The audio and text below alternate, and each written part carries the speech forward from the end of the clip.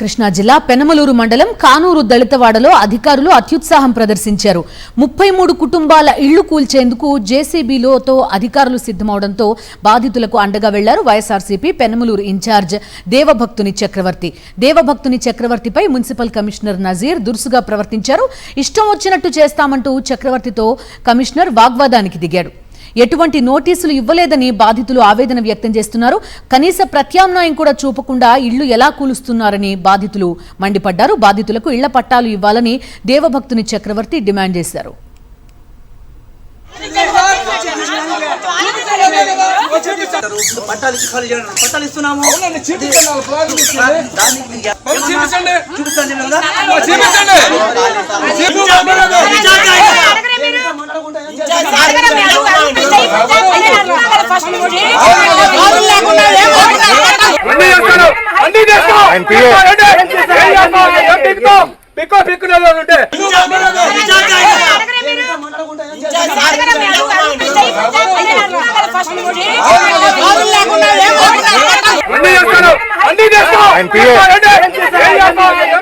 ప్రజలు చూస్తున్నారు కాబట్టి చెప్తున్నాం.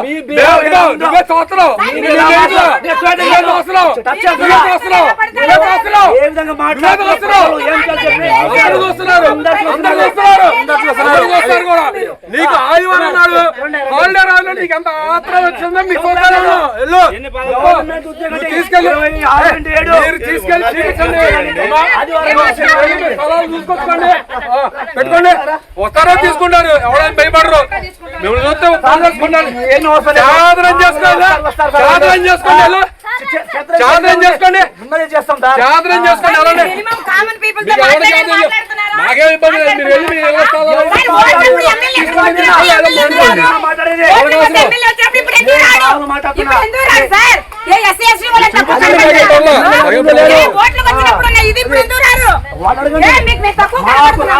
సంబంధం లేదు. మా పని వచ్చినాం. రండమ్మా